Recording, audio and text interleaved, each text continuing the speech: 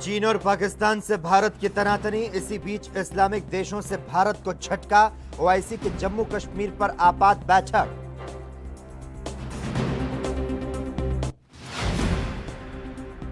चीन में हांगकांग के लिए विवादित राष्ट्रीय सुरक्षा कानून का मामला। बेअसर रही यूएस की घुड़की। कानून को पारित करने की प्रक्रिया तेज।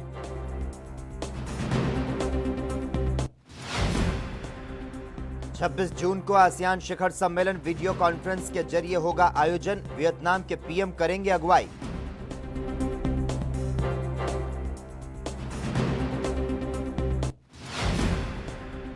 पाकिस्तान को भारी पड़ी एलओसी पर गोलीबारी। भारतीय सेना ने दिया करारा जवाब। 3 दिन में मार गिराए 17 पाकिस्तानी सैनिक।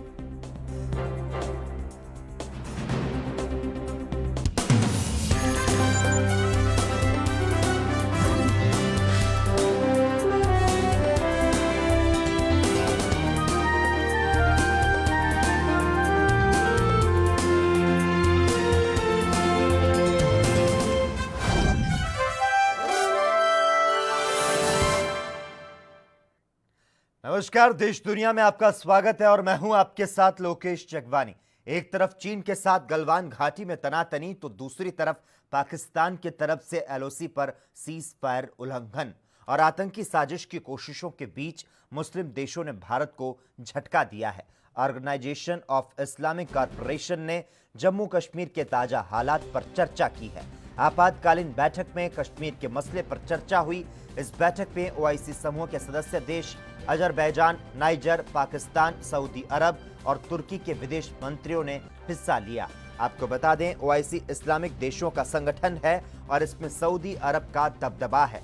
जम्मू कश्मीर का जब भारत ने विशेष दर्जा खत्म किया था तो ओआईसी लगभग खामोश था। ओआईसी में सऊदी अरब और उसके सहयोगी देशों का दबदबा है। सऊदी ने भी अनुच्छेद 370 हटाने के मामले में पाकिस्तान का साथ नहीं दिया था और संयुक्त अरब अमीरात ने इसे भारत का आंतरिक मामला कहा था। हालांकि तुर्की और मलेशिया ने इस मामले में भारत की खुलकर आलोचना की थी।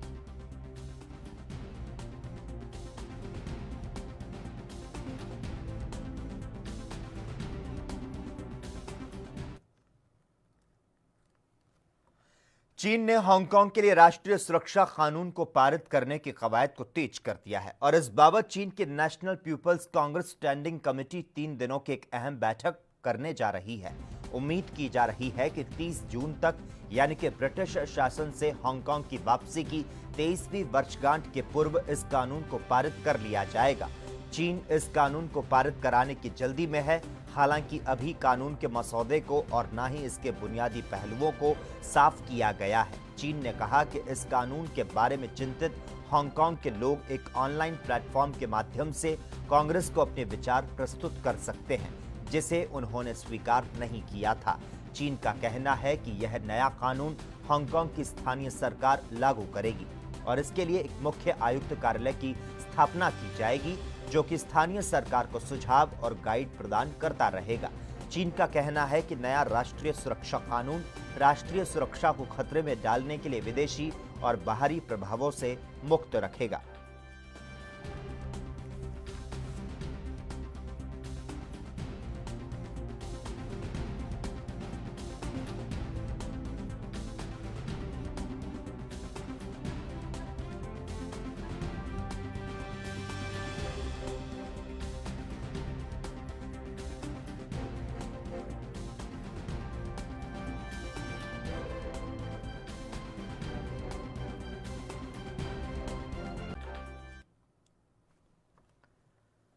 लद्दाख में विवादित वास्तविक नियंत्रण रेखा पर मौजूद गलवान घाटी में भारत चीन के बीच हिंसक झड़प के एक हफ्ते के बाद ही जापान ने चीन की ओर रुख कर लिया है। जिस आइलैंड पर चीन लंबे समय से अपनी नजरें गड़ाए बैठा है उस पर पूरी तरह से अपना कब्जा जमाने की मंशा से जापान ने आगे बढ़ना शुरू कर दिया। दरअसल ओकिनावा में इशिगाकी सिटी काउंसिल ने एक विधेयक को मंजूरी दी जो कि सेंकाकुस द्वीप पर जापान के नियंत्रण को मजबूती प्रदान करता है। आपको बता दें, जापान और चीन के बीच पूर्वी चीन सागर के द्वीपों को लेकर विवाद है। एक और जापान इसे सेंकाकुस कहता है तो वहीं दूसरी ओर चीन इस पर दावा करता है और इसे दियाओयुस कहता है।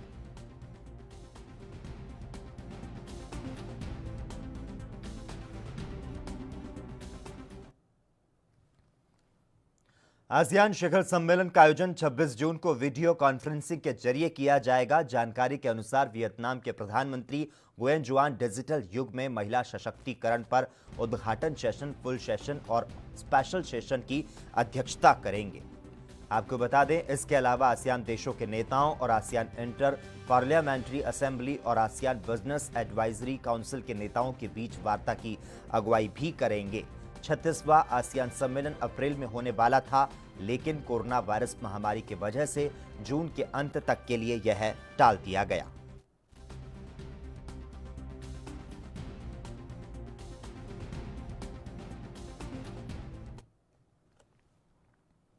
सऊदी अरब आतंकवाद विरोधी कानून में संशोधन किया गया है। अधिकारियों के मुताबिक नए संशोधन में सरकारी अभियोजन को आधिकारिक तौर पर अस्थायी रूप से बंदियों को रिहा करने की अनुमति मिल गई है। जानकारी के मुताबिक ये कदम मंत्रिपरिषद के फैसले के अनुरूप है, जो कि कानून में कुछ लेखों के संशोधन और विलोपन से संबंधित है। एक शाही फरमान के मुताबिक कानून के अनुच्छेद 12 में संशोधन किया गया, जिसके माध्यम से लोक अभियोजन विनियमन में किसी भी अपराध में शामिल किसी भी बंदी को अस्थायी रूप से रिहा कर सकता है, बशर्ते ये जांच को नुकसान नहीं पहुंचाता या कोई आशंका नहीं कि हिरासत में फरार हो सकता है।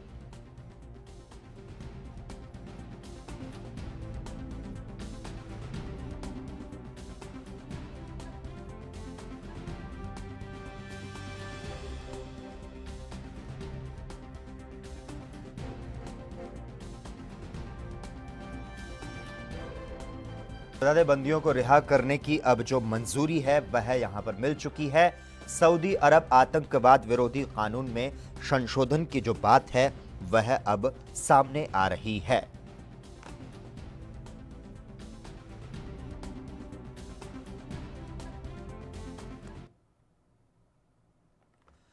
जम्मू कश्मीर में नियंत्रण रेखा पर पिछले कई दिनों से पाकिस्तान की ओर से की जा रही फायरिंग का जवाब भारतीय सुरक्षा बलों ने माकूल तरीके से दिया है।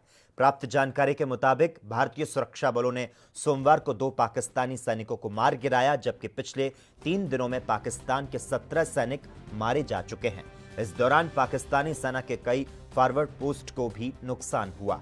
आपको बता दें, पाकिस्तान की सेना ने इस साल 2000 से ज्यादा बार सीज फायर का उल्लंघन किया है।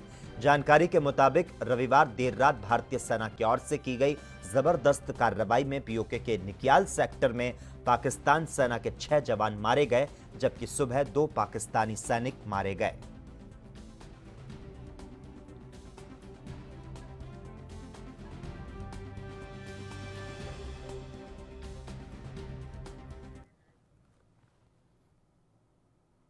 पिथौरागढ़ के मुनस्यारी एरिया में एक बैली ब्रिज टूट गया है। चीन बॉर्डर पर मिलम रोड का काम तेजी से करने के लिए इस भारी भरकम मशीन को ले जा रहा था, लेकिन यह पुल इसका भार सहन नहीं कर पाया और भरभरा कर गिर पड़ा।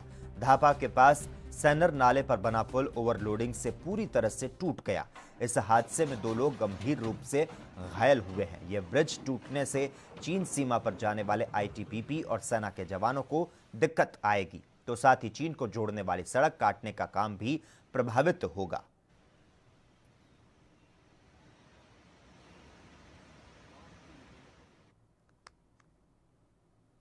ओडिशा में रथ यात्रा के मुद्दे पर सुप्रीम कोर्ट में सुनवाई हुई। कोर्ट ने पुरी में रथ यात्रा पर प्रतिबंध लगाने वाले फैसले को वापस ले लिया, लेकिन राज्य में कहीं और किसी यात्रा को अनुमति नहीं दी गई।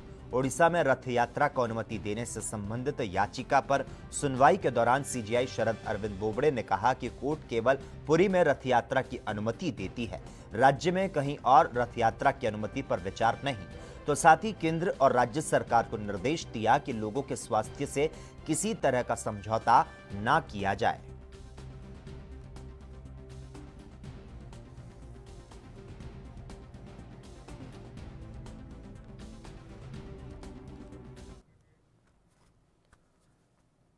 और इसी बीच पंजाब से इस वक्त की बड़ी खबर सामने आ रही है। तमाम दर्शकों को बता दें, जिला फतेहगढ़ साहिब में कोरोना ब्लास्ट हुआ है।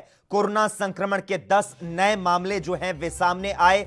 जिले में कोरोना एक्टिव केस की संख्या जो है वह अब 24 हो चुकी है। कुल संक्रमण के मामलों की संख्या की अगर बात की जाए तो यह 100 पर पहुंच चुकी है। तो जिला फतेहगढ़ साहिब में कोरोना पॉजिटिव मरीजों की जो गिनती है वह लगातार यहां पर बढ़ती हुई नजर आ रही है और आज जिले में 10 नए कोरोना पॉजिटिव केस सामने आए हैं। जिले में इकट्ठे एक साथ 10 केस आने से लोगों में दहशत का माहौल जो है वह बन चुका है। तो जिला फतेहगढ़ साहिब में कोरोना एक तरह से ब्लास्ट हुआ है। कोरोना संक्रमण के 10 नए मामले जो हैं वे सामने आए हैं और जिले में कोरोना एक्टिव केस की संख्या की बात करें तो यह संख्या 24 हो चुकी है, जबकि कुल संक्रमण के मामलों की संख्या 100 पर पहुंच चुकी है। तो फतेहगढ़ साहिब में कोरोना का कहर जो है वह साफ तौर पर देखा जा सकता है, क्योंकि 10 मामले जो हैं वे सामने आए हैं। जिला फतेहगढ़ साहिब में कोरोना पॉजिटिव मरीजों की गिनती अब लगातार बढ़ती हुई नजर आ रही है। जानकारी के अनुसार आज जिले में 10 नए कोरोना पॉजिटिव केस सामने आए और जिले में इकट्ठे 10 केस आने के साथ ही लोगों में दहशत का माहौल जो है वह यहां पर बनता हुआ नजर आ रहा है। और इसके बाद जिले में अब कोरोना पॉजिटिव एक्टिव मरीजों की बात की जाए तो यह संख्या भी अब यहां पर बढ़ती हुई नजर आ रही है। कोरोना संक्रमण के 10 नए मामले सामने आए हैं और जिले में कोरोना एक्टिव केस की संख्या 24 हो चुकी है। कुल संक्रमण के मामलों की अगर संख्या की बात करें तो यह संख्या 100 पर पहुंच चुकी है। तो इस वक्त की बड़ी खबर से तमाम दर्शकों को रूबरू करवा दें। जिला फतेहगढ़ साहिब में कोरोना ब्लास्ट हुआ है। जिले में आज कोरोना पॉजिटिव के 10 मामले सामने आए और इनमें एक हल्का अमलोह का व्यक्ति है, जबकि बाकी 9 जो हैं वे भदोशी कलां के निवासी हैं, जिनमें 4 महिलाएं शामिल हैं। और जानकारी के अनुसार भदोशी कलां में एक ट्रैक्टर मैकेनिक ट्रैक्टर की रिपेयर के लिए आया था, जिसके संपर्क में आने से 9 लोग कोरोना पॉजिटिव हुए और इसके बाद जिले में कुल 24 केस हैं जो कि कोरोना एक्टिव हैं। जिले में अब तक कुल 100 केस हैं जो कि सामने आए, जिनमें से 76 ठीक होकर घर भी जा चुके हैं, जबकि 24 अभी भी एक्टिव बताए जा रहे हैं। भारत के साथ सीमा विवाद के बीच नेपाल सरकार बिहार को परेशान कर रही है। नेपाल सरकार ने पूर्वी चंपारण के ढाका अनुमंडल में लाल बकया नदी पर बन रहे तटबंध के मरम्मत कार्य को रोक दिया। नेपाल गंडक बांध के लिए मरम्मत कार्य की अनुमति नहीं दे रहा, जबकि लाल बकया नदी नो मैंस लैंड का हिस्सा है और इसके अलावा नेपाल ने कई अन्य स्थानों पर मरम्मत का काम रोक दिया। अगर इस मुद्दे को समय पर नहीं देखा गया तो बिहार के बड़े हिस्से में बाढ़ आ जाएगी। अगर भारत के इंजीनियरों के पास बाढ़ से लड़ने वाली सामग्री नहीं पहुंचेगी तो बांध की मरम्मत का काम प्रभावित होगा।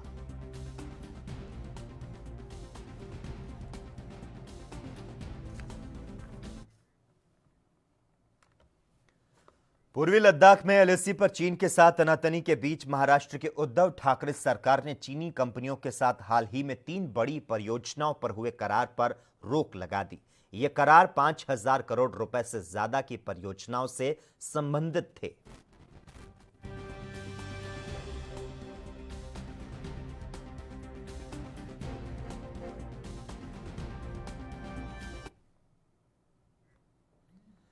देश दुनिया में खबरों का सिलसिला लगातार जारी रहेगा। यहां रुकते हैं एक छोटे से ब्रेक के लिए।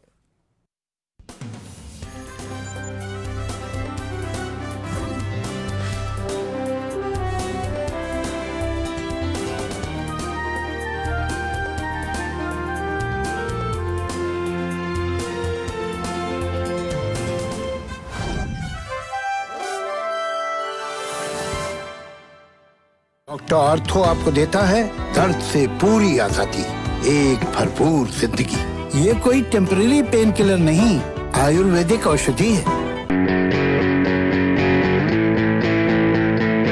Online admissions in CMS for nursery to class 9 and provisional admission in class 11 are open at www.cmseducation.org. Online classes in CMS from class 9 to 12 will continue till government reopens schools. Online CMS summer camp nursery to class 8 will run until 30th of June, and from 1st of July 2020 regular online classes from nursery to 12th will continue till government reopens schools.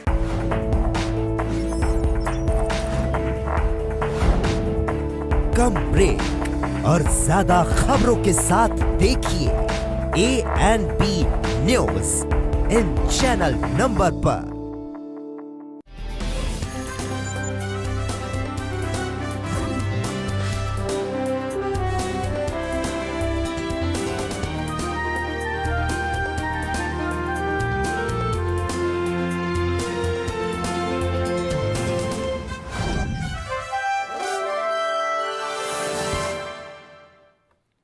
Break के बाद देश दुनिया में एक बार फिर से आपका स्वागत है। आरजेडी प्रवक्ता मनोज झा ने कहा कि मुझे यह जुबान पसंद नहीं आती कि सेना को खुली छूट दी गई। तो साथ ही उन्होंने कहा कि मैं समझता हूं कि जो शहादत हुई वो बहुत सारे सवाल छोड़ गए। और उन्होंने क्या कुछ कहा, आइए आपको सुनाते हैं। मैं ये स्वागत योग्य है, लेकिन मुझे ये जुबान बहुत पसंद नहीं आती है कि सेना को फ्रीडम दी गई है, जिसको लोग हिंदी में कहते हैं खुली छूट दी गई है। इंडियन मिलिट्री हिस्ट्री को जानने वाले लोग ये समझेंगे कि एक बहुत ही सिनर्जी वाला रिश्ता रहा था पॉलिटिकल इस्टेब्लिशमेंट का और मिलिट्री इस्टेब्लिशमेंट का, आर्मी इस्टेब्लिशमेंट का। मैं समझता हूँ उसकी संवेदनाओं का ख्याल करते हुए, और ये जो बर्बर हत्या की गई है, वो शहादत बहुत सारे सवाल छोड़ के गई है। और कई सारे दस्तावेज हैं, कितने फिंगर्स पे पहले थे, क्या हम 1 अप्रैल 2 अप्रैल वाले पोजीशन पे वापस हैं, उससे कितने पास हैं, कितने दूर हैं। इसके लिए तो कोई ऑफिशियल ही ब्रीफिंग होगी, और वो अब तक मैं समझता हूँ नहीं हुई है। आरजेडी नेता शिवानंद तिवारी ने कहा कि युद्ध किसी भी तरह से अच्छा नहीं माना जाता। हम लोगों से गलती हुई है, पीएम और सरकार ने गलती की, इस वजह से चीन को हमला करने का मौका मिला है। और उन्होंने क्या कुछ कहा, आइए सुनते हैं।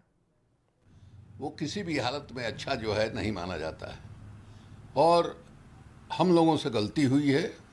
प्रधानमंत्री जी ने और सरकार ने गलती किया है, उसके वजह से वो मौका मिल गया है कि उन पर हमला हो। और लोग हमला करेंगे, हम लोग भी बोल रहे हैं उन्होंने जिस ढंग से इन्होंने पूरे मैटर को डील किया है, हम लोग भी बोल रहे हैं। अब बलवान जो है, जो घाटी है, वो घाटी जो है हिंदुस्तानी के नाम पर है। चीन का अपना नाम भी उसमें नहीं है चीनी भाषा में। तो हमारा शुरू से ये 100-150 वर्षों से हमारे साथ जो है बना हुआ है। और ये बात जरूर है कि सीमा का डिमार्केशन स्पष्ट तौर पर जो होना चाहिए वो उस इलाके में नहीं है। वो अब ये जो इतनी बातचीत किया नरेंद्र मोदी जी ने, उनको कोशिश ये करनी चाहिए था कि लाइन ऑफ एक्चुअल कंट्रोल जो है वो डिफाइन हो जाए। बाद में परमानेंट जो है बॉर्डर डिफाइन होगा, लेकिन फिलवक्त के लिए line of actual control define हो जाना चाहिए, जो इन्होंने नहीं किया। वहीं राजस्थान के जयपुर में मुख्यमंत्री अशोक गहलोत ने सोमवार को कोरोना जागरूकता अभियान के डिजिटल लॉन्चिंग की।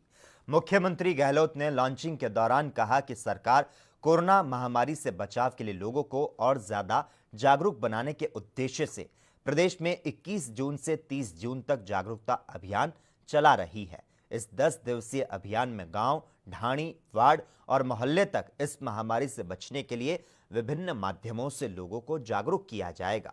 मैं इस अभियान में सभी जनप्रतिनिधियों, सामाजिक संगठनों और आम जन से सहयोग की अपील करता हूं। इसके साथ ही उन्होंने कहा कि हम सभी इस अभियान से दिल से जुड़ें और कोरोना को हराएं। आम जन के हित में इस संदेश को अपनी तरफ से छपवाकर ज्यादा से ज्यादा लोगों तक पहुंचाएं। कोरोना को लेकर राजस्थान जागरूक है। खुद के स्वास्थ्य का खुद ख्याल रखना ही कोरोना से बचने का मुख्य उपाय है। तो वहीं थीम के साथ ही संचालित इस अभियान का लक्ष्य है कि राजस्थान में कोरोना संक्रमण से रिकवरी की दर अधिक तेजी से बढ़े और मृत्यु दर निरंतर कम होते हुए खत्म हो जाए। आपको बता दें, इस दौरान प्रदेश के स्वास्थ्य मंत्री भी मौजूद रहे।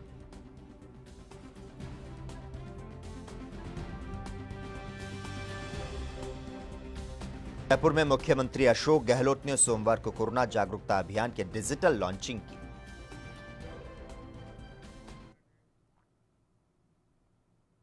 हिमाचल के शिमला में बीजेपी महिला मोर्चा की चारों संसदीय क्षेत्रों की संयुक्त वर्चुअल रैली का आयोजन किया गया। इस रैली में प्रदेश के मुख्यमंत्री जयराम ठाकुर और राष्ट्रीय महासचिव सरोज पांडे मुख्य वक्ता के रूप में उपस्थित रहे।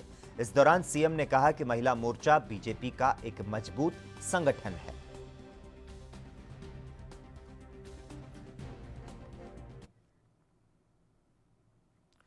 वहीं आरजेडी नेता तेजस्वी यादव ने बिहार के मुख्यमंत्री नीतीश कुमार को लेकर कहा कि नेपाल गेट पर काम रुका हुआ है, जब मानसून शुरू होगा तब वो पत्र लिख रहे हैं। पूरी तरह से भयावह स्थिति है। इसके साथ ही उन्होंने कहा कि बिहार सरकार अपना पलड़ा झाड़ रही है। और उन्होंने क्या कुछ कहा, आइए आपको सुनाते हैं। जो 36 गेट में से जो 18 गेट अपने बिहार में है, 18 गेट जो नेपाल में है, यहाँ काम रुका हुआ है और अभी ये जागे हैं। 15 साल से मुख्यमंत्री नीतीश कुमार जी हैं, इनकी सरकार है, डबल इंजन की सरकार है, और ये मानसून जब शुरू हो गया तब ये पत्र लिख रहे हैं। इतने दिनों से ये कर क्या रहे थे ये? और ये भयावह स्थिति आने वाली है, ये मैं दावे के साथ कह सकता हूँ। पूरा उत्तर बिहार में ये खतरा है, ये काम रुका हुआ है और इसमें जो है अपना बिहार सरकार केवल जो है पलड़ा झाड़ने का काम कर रही है और पूरा भयावह स्थिति होने वाला है।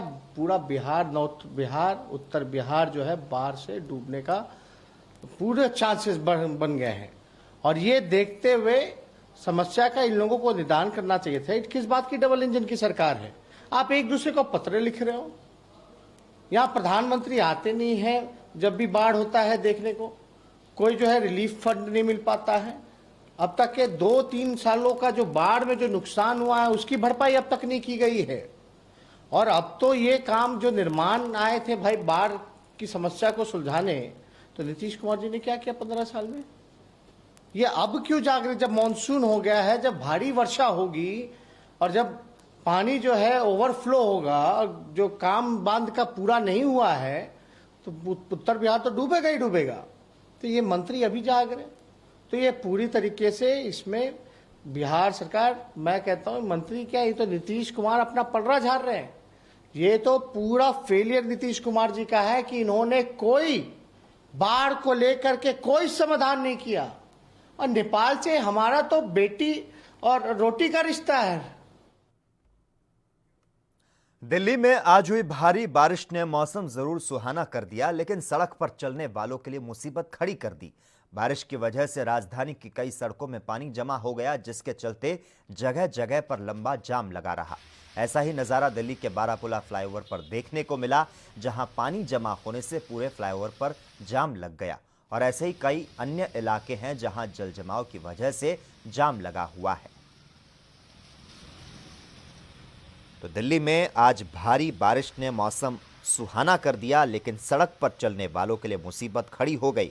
बारिश की वजह से राजधानी के कई सड़कों में पानी जमा हो गया, जिसके चलते जगह जगह पर लंबा जाम लग गया। ऐसा ही नज़ारा दिल्ली के बारापुला फ्लाईओवर पर देखने को मिला, जहां पर पानी जमा होने से पूरे फ्लाईओवर पर जाम लग गया।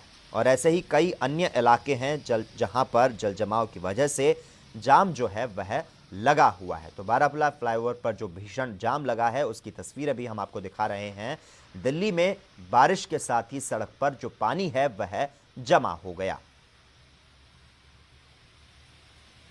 तो बारिश की वजह से राजधानी की कई सड़कों में पानी जमा हो गया है और इसके चलते जगह जगह पर लंबा जाम जो है वह भी देखा जा रहा है। वहीं हरियाणा के फरीदाबाद में जिला अस्पताल कोरोना ने दस्तक दे दी है। आपको बता दें, अस्पताल में सिविल सर्जन कार्यालय में 2 डॉक्टर कोरोना पॉजिटिव पाए गए, जिसके चलते कर्मचारियों के कोरोना पॉजिटिव पाए जाने के बाद स्वास्थ्य विभाग में हड़कंप मच गया। तो वहीं मामलों के सामने आने के बाद सिविल सर्जन कार्यालय को सील किया गया है और कोरोना के नोडल ऑफिसर डॉक्टर राम भगत को क्वारंटाइन किया गया है।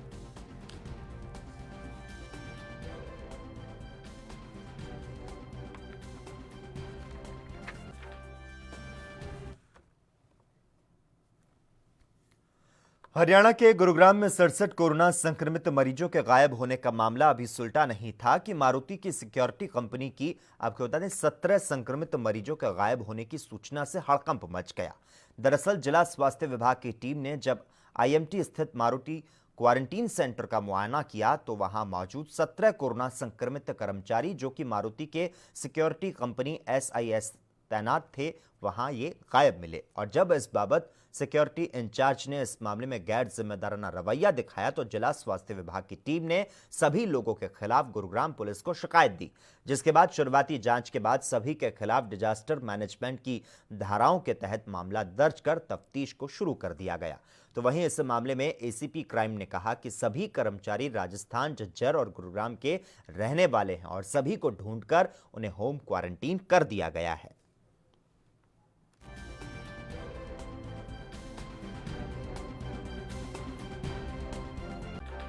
क्या कुछ किया जा रहा है? ये एक SIS सिक्योरिटी है IMT मानेसर में, उसके कुछ एम्प्लॉई कोरोना संक्रमित हो गए थे जिनकी पॉजिटिव रिपोर्ट आई थी और उन्होंने अपनी एक जगह पे ही उनको क्वारंटाइन कर दिया था और हेल्थ डिपार्टमेंट को उन्होंने इसके बारे में सूचित कर दिया था कि इन सब को हमने यहाँ पे क्वारंटाइन कर रखा है। जब हेल्थ डिपार्टमेंट की टीम ने जाके वहाँ पे इंस्पेक्शन किया तो वो लोग वहाँ पे हाजिर नहीं मिले। जब पता चला तो ये पता चला कि वो यहाँ से गायब हैं। तो इसके संबंध में जो लोग वहाँ से जो पॉजिटिव थे और वहाँ से बगैर सूचना के गए हैं उनके खिलाफ, और जो कंपनी के जो कर्नल बख्शी थे जिन्होंने हेल्थ डिपार्टमेंट को बताया था उनके खिलाफ हमने केस रजिस्टर किया है और इसकी इन्वेस्टिगेशन की जा रही है। जहाँ तक बात उनकी है तो वो जो राजस्थान के थे उनमें से कुछ लोग तो वो राजस्थान में क्वारंटाइन करा दिए गए हैं। जो हरियाणा में जहाँ जहाँ के रहने वाले थे वहीं के निकट के जो भी सेंटर थे सबसे संपर्क करके उनको वहाँ पे क्वारंटाइन करा दिया। और इसी के साथ ही देश दुनिया में इतना ही, लेकिन तमाम अहम खबरों के लिए लगातार आप जुड़े रहिए और देखते रहिए ANB न्यूज़।